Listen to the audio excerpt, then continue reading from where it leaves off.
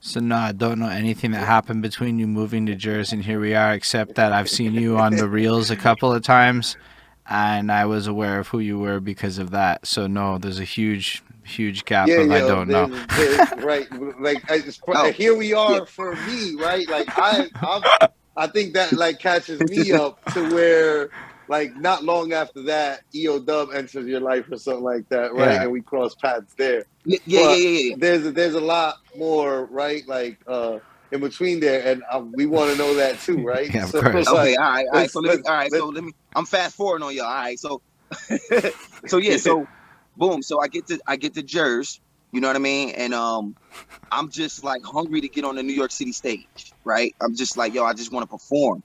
At that time, I just thought that, you know, I just had to pay $200, $300 to perform. And it was like, I was doing it because I was hungry. But at the oh same time, man, it was like, damn, you know what I mean? Like yeah, no, this that's kind of too hurt me much. financially because I'm like, yo, I got Yeah, bills to pay. I got this little apartment. So I would have to sacrifice rent just to get on this show. Like, Mm. you know what I mean? Like just to perform and shit like that. And then, you know, doing that after a while, I got tired of that shit because it was like dead end shows. Like, cause these promoters, they be lying and shit. They try to say this A&R is there. So you get hyped. Like, okay, I'm gonna perform at this show, tear it down.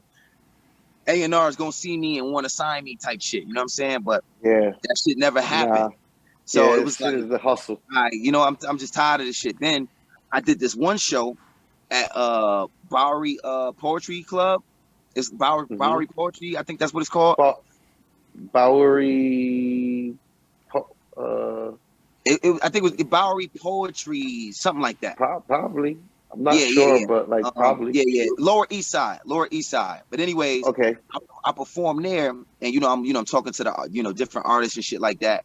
And remember Khalil Cash? Yes, yes, I remember Yeah, Khalil Cash. I met Khalil Cash there. And Okay. chopping it up with him, I was expressing my frustration, like, yo, man, like I'm tired of paying these dudes $300 to perform and stuff like that. He was like, oh shit, you ain't got to do that. Yo, it's a spot called EO Dub, end of the week. You can perform there for $10. I was like, what? He was like, yeah, man, they there every Sunday, you perform $10. I'm like, what? I said, oh shit, I'm there. So that very next week, found the spot, went up in there, and like I said, my first time performing there, Vice VZ, you know what I mean? Vice was on stage with me, hyping me up and shit. And I just fell in love with the spot right there. The energy was great. Just everything Wait, was just so so. did the first time that you went, what did you perform? And see, it wasn't Moolah. It didn't start with It Moolah. It wasn't started. Moolah. Okay. I did a song called "Reppin' Music." I had Mm. a song Reppin' called "Reppin' music. Music" where I was like, it was basically everybody, be proud of where you from type shit. Right, Big up where you right, from. But it still right. had like, it had a little bounce to it. It had the East Coast flow, but Okay, it had a bounce with it. You know what I'm saying? right. And Which is what you kind of did that, period. yeah, yeah, Um yeah. uh that Hmm. I would have liked to have been in the crowd that early to have Yeah, seen that yeah, before I Get Moolah. Because by the right. time like you had I Get Moolah, it speaking from my end, right? Like watching you, like there was only before you, the only person that I saw that really would like have the crowd turned up like that was Webified.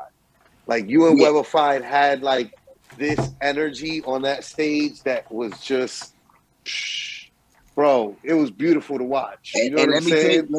yo, Flock, let me tell you about Webify, right? So, Mm-hmm. boom, couple weeks in, I'm doing different songs, trying to test them out, and then I do one day. I said I'm gonna do I Get Moolah. I'm gonna try I Get Moolah at the Dub, right? So I does it. I didn't even have the dance then.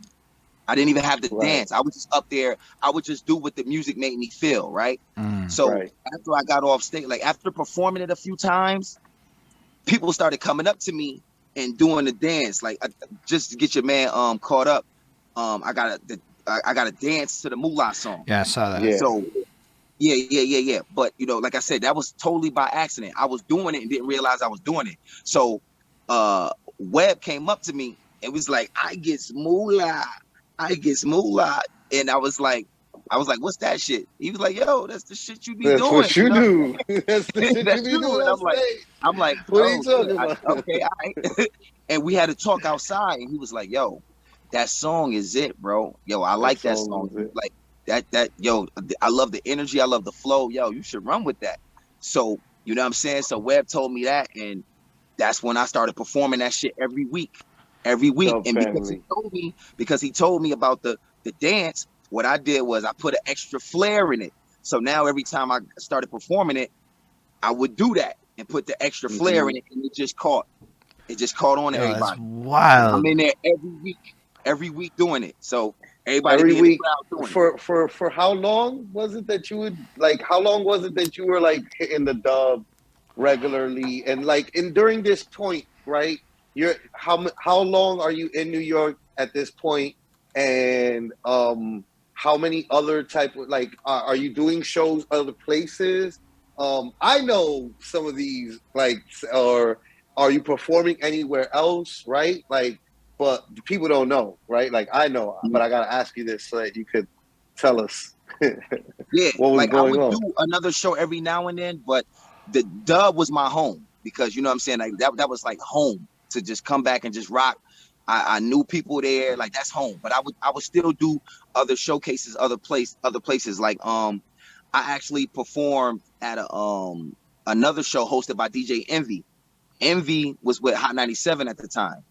And I went and I performed Moolah there, and it was some scam. It had nothing to do with Envy, I don't think, but the promoters and shit, I think it was some scam shit. I had to put up some bread for that. It was a competition, and if you won, you can open up at the Greek Fest. You can open up for Fabulous. That's what they say. You open up for Fabulous. So I'm like, oh, you know what? I think I can do that shit. So boom. So I go pay the 300. I do the show. I win it. I win the show. So I'm waiting, like, yo, I'm waiting for the call to perform at yo. When is this Greek Fest? Yo, the chick that got me on the show, yo, she changed her number and everything. And how I found out, the dude, the cameraman, I had his number, called him up, like, yo, where is such and such? And he was like, I was like, yo, she I'm trying to call her and she ain't answering her phone, or you know what I mean? It's like it's like her phone is disconnected or something. And he was like, oh shit, yeah, she changed her number. This is her number. So boom, he give me your number. I call her up, and I'm like, yo, what's going on with this Greek Fest? Like, are we still doing the show? And she was like, oh yeah, I'm sorry, I was gonna reach out to you. They canceled the show because they got word that somebody was gonna be shooting. I'm like, yo, get the fuck out of here. You know what I'm saying? Like that shit just sounded mad shady because it's like, damn, all right, if they're gonna be shooting, you know, just hire extra security. If this show is that big, hire extra security. But she gave me the run around, and I just gave up on that shit. Like, fuck it, you know what I'm saying? But yeah, so I did that show and, you know, a couple other little joints. But the dub, I was at the dub every Sunday. Like, no lie, y'all. And in 2009, the end of 2008, 2009, I probably missed like 3 Sundays. That was it. So you went for like 2 years, would you say? Yeah, 2 years straight. Every 2 years straight. Yeah, about a year and a half.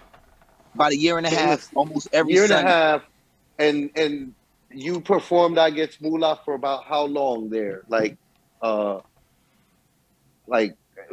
you had for like a year. So you just performed the same song every week, and people. No. You know what? No. You know what happened? This is what I would do, right? So I mean, still, yeah. But what I would do is I would try out other songs, right? This was a little cheat code for me. I would try to perform another song, right? But they loved Moolah so much, I would get away with doing 2 songs. Like everybody had to do 1 song, but I would do it. I would try another joint, and then Vice or Pro would come up to me like, "Yo, you gotta do Moolah, bro." No, but like, I think this is a wild thought to me, right? This is the thing. He was essentially like at the time. He was like just like it wasn't like a hired gun, but it was like the sweeping in baseball. It'd be like the cleanup batter. You know, like we know he's gonna hit a home run every time he performs. I get Moolah, and he's gonna make the crowd super amped, and everybody's gonna be into it, and the energy is gonna be up. So it's like, yo, you could do what you want, but yo, don't forget to do I Get Moolah too. Yeah, You know yeah. what I mean? Like, Yeah, that's what it So was. like, I think the part that's And I like, feel like, yo, I feel okay, good. I'm just like, cause yo, for me the most baffling part of all that, I live in an era, right, where ain't nobody performing the same song 50 times in a row at like an event because nobody thinks people want that. But then again, I don't know what most people I know don't know what people want. So the idea that yeah, the crowd be like, nah, you gotta every time they see you, you gotta perform that song. Like yes. that's like a mind fuck, right? Because evidently you're pretty good at things with people I and mean, you growing. know what? But like the No, idea hold of on, seeing Holden, because there are like Lizzo blew up off of doing that same record for like a year or two. Like still to this day, there are some people that blow up off of grinding the same song over and over for a minute, you know, because they know that it's a good record and that it's gonna work, you know. I'm just saying Yeah, and, there and are and some. this is the thing. This is what happened because the same people won't be at like you had the same people that came to EO Dub because they just love EO Dub. But what I learned is it will be new people in there every Sunday. Every So Sunday, yep. you get a new person in there, they hearing Moolah for the first time, but all these other people know Moolah. So they see the energy around and they like, Yeah. yo, I like that song. So what they'll do is they'll go back and they'll tell their friends, like, yo, you got to come to the dub. It's this dude that does this song and he has this dance. Yo, it's so dope. And everybody goes crazy. So then Mm-hmm. now you're pulling in more people. So more Yeah. people to come because they gotta see this song. They gotta hear this Yeah. song. And the song brought a certain type of energy to the place that it was like, yo, you got to do this song, and It it was so powerful that because you had to sign the list, right? You had to sign the open yes. mic list. It got so powerful that people didn't like performing behind me. So if I Yes. if I signed number I 7, can see that being the truth. somebody behind me, they would sign number 9 because like, yo, I don't want to come after that. And Right. people, and Makes I sense. didn't even know they were doing this until somebody came up to me and told me, like, yo, niggas don't like performing after you, bro. They sign like 2 spots after you, That bro. sounds Like they like don't some like shit coming Jess behind might have you. did. Not gonna lie. That sounds like some shit Jess might have put you on. Like Jess might have been like, yo, motherfuckers are scared to go behind you, son. Yeah, yo, but that's how it Uh, was. Like, he probably would have been the type to go behind you though, because you know Jess is fearless, and he also like that's the thing oh, is that there was like a rotation for a while there of like a certain talent level at EO Dub that it was like a show every weekend, and mm, yeah, it was a really great show. Like you had Vice, Zoo, and Pro hosting, and they were good as hosts in between. So even if somebody came on incredible. early on and weren't really like they were just working on something and they weren't really great, they didn't have a refined product, it didn't matter because in between you had Vice, Pro, and Zoo holding it down and putting on a really good entertaining show and freestyling to everything and keeping the show going. But and then you'd have people come on that were like they were mainstays, people like Jess James, people like Ill Answer, who's gonna be on next weekend or next week. People like KM, right? Like people that would go up there and they had like a good, and then to have then Ryze come in and or maybe that weekend Nems might come by or Yeah, you know Bing Bong or yeah, like you know or like Immortal Technique would happen to be in the building and like Ryze is up there doing fucking I Gets Moolah and the crowd is going crazy and the tech is going crazy with the crowd. It might have been. I don't know. I don't know if I saw that with my own eyes. I'm just saying these were the possibilities that were back then, and that's yeah. how it was. It was a mm. really dope environment, and It like was the names that were coming in and out of there were like the like essentially now like you look at it right like Ryze is fucking 5.5 million followers on TikTok, bro. You know what I'm saying? Like yeah, Immortal Technique is like, you know what I mean? Who Immortal Technique is, right? Like Iron Solomon is like, you know, the millions of views that he's had. You know, like everybody, like there's a certain everybody's gone on to do their own thing, and I think that everybody's got like something proud that they can Mm. bring back to like the you know EO Dub. Like yo, we all belong to this class together. yeah, You know, yeah. we're Most definitely. alumni of a very prestigious school. Right. Right, absolutely. You know what I mean? And the fact that, you know, nobody was doing it like that. Every week to come in there and sharpen your sword, like that's, you know, I still carry that to this day. You know what I mean? Like I like to say that I was, you know, a confident performer before I got to the dub, but when I got to the dub, like my shit just went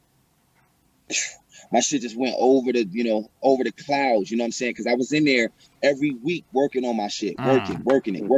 And it built my confidence being in there so much, you know what I'm saying? And then watching other performers and learning from them and how amazing Zoo was with his stage presence and you know what I mean? Like just and then just getting up there and just bodying shit. You know what I mean? Like I just learned from everybody. I learned from I Yeah. learned from all of them. I took a little bit from everybody. And then I just, you Right. know, me still being myself, but I pulled from all those performers, you know what I'm saying?